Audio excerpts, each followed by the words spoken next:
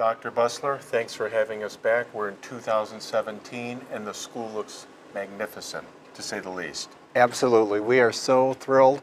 This would have been day 3 in our new 2-story addition, but we had a snow day today, so we broke it in on Monday, and yesterday was the first day of the new second semester, and we were hoping to have class today, but the snow ended up getting the best of us. That's okay. It's lovely in here. Beautiful space here. Yes, I had the opportunity to visit with several teachers and numerous students this week, and they told me this is just an inspiring space for learning. But this new section, the ceilings are higher, the spaces are bigger and wider, and one of the things you'll notice is the seating is significantly different.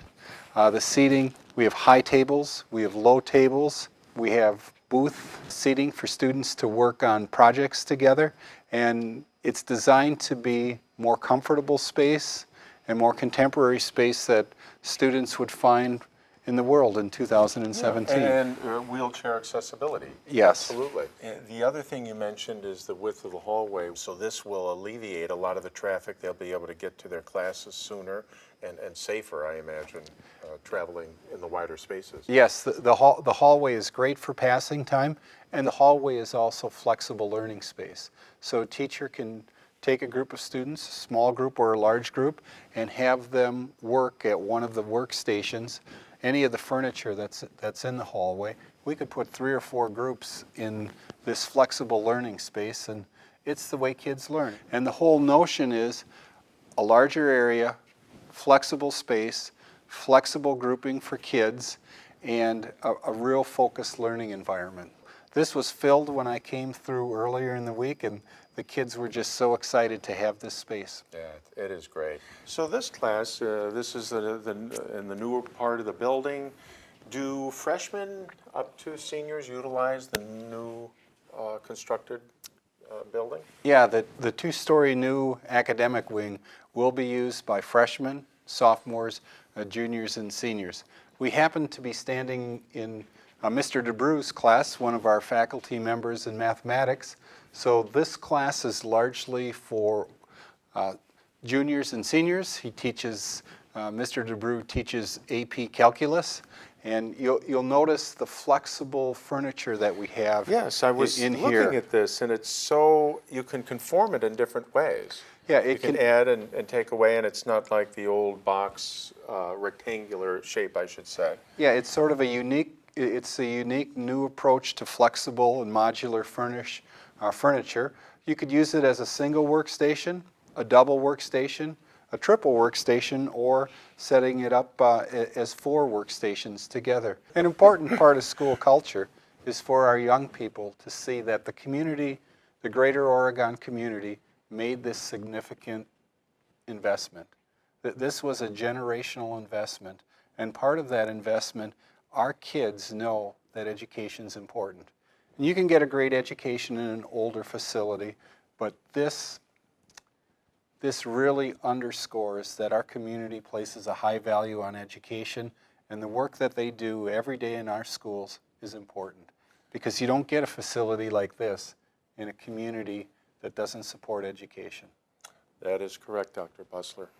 So another great space, some different furnishings. The first thing I see is the beautiful light coming in here and coming in there through the windows, through the classroom, dappling itself into here.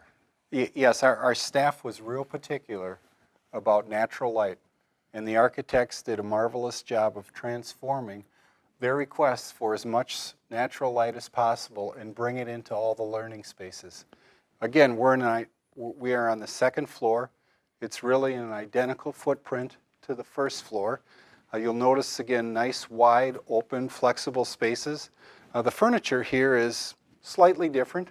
Again, student and staff designed, but very welcoming. Again, an opportunity for students to work in small groups, medium-sized groups, and or large groups.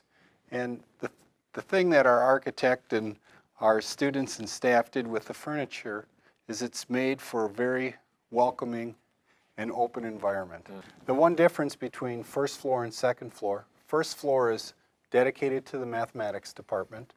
The second floor is dedicated to all students at the high school. We have freshmen, again, sophomores, juniors, and seniors, and it's inclusive. All different learning abilities are in this particular second floor, and we also have teachers that are working with each other in a collaborative way. We might have a social studies teacher combining with an English teacher and co-teaching groups of students here. So that's how we filled the second floor. We think it's a great opportunity to have all kids have that opportunity. This is about I'll say about 20% of our academic classrooms are now located here. So it cuts across all students because with this new beautiful facility space, everyone wants to be here, but there's a limited amount. Sure. So we set it up that all students would have the opportunity to perhaps have a class in the new wing. I love the co-teaching idea. So the role of technology, how does it play out here in the new building? That has always been one of our distinguishing characteristics is technology. And not having technology for technology's sake, but having technology to infuse it in learning and to give students the opportunity to learn at the latest and greatest technological advantage. You'll notice a large monitor. This is a 70-inch monitor. We can connect it to virtually any student's notebook, our teacher's desktop and laptop. So we could put Word documents on the monitor. We could put Excel documents on the monitor, a PowerPoint, a video, and it is now the focus and the central part of our teaching. There are no more projectors. There's no more projector screen. It's all in this large monitor. I'm excited about the application. So I'm a student in here, I have my computer, and I've written a paper, I probably may have some photos or video, and I can actually display it and give my presentation here. You can do the presentation right on the main monitor. And it has great access. You'll look in the classroom again, we're filled with flexible learning space. This very unique seating right up front. We have low seating along with high seating. Again, it's to design a culture and it's to design a warm sense of community and the variety of learning spaces just in one classroom. Yeah. So from an English standpoint, I know this is Mrs. Fondre's class. She is very excited. She's been doing a lot of work with personalized learning, working with students, large group, small group, medium-sized groups, and this is just a wonderful learning environment for her and her students. So I've been here before, so I know right out the window and right below us is Oasis. Correct. So tell me again and our viewers what Oasis is and why it's here. Oasis is our alternative high school education program. We have roughly at any time 30 to 40 students working on credit recovery and working on their high school graduation plan.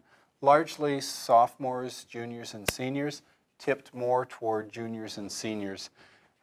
We've had our Oasis facility at the Oregon Ice Hockey Center, and this was an opportunity that we were hoping we would be able to do. We didn't have it in the referendum initially because of cost, but when we came in with some very favorable bid pricing at the high school, we had some additional funds and we went to the board and said, we think this is our opportunity to give Oasis a permanent home, brand new facility space, which again is an important investment for the young people in our program, and the board unanimously approved it. So we started with a one-story area. About half of this will be used for Oasis. The other half will be used for future expansion. And Andy Weiland, our business manager, who is always thinking down the road, made sure that we could build a second story on top of this. So we invested some additional funds in the infrastructure so that we could build a second story. So down the road, 20 years from now, or maybe even sooner, we will be able to add some additional classroom space at a very, very low cost. Why is Oasis important to the community and to the district? Oh, it's it's another opportunity for kids to learn in a non-traditional high school setting. The traditional high school setting really hasn't changed a lot since the 1950s. We might have changed some classes, but we still run on a similar schedule. The Wisconsin high school that I graduated has the same school schedule that was there in the 1970s. It's an effective schedule, but Oasis is an opportunity. It really started our personalization in the district.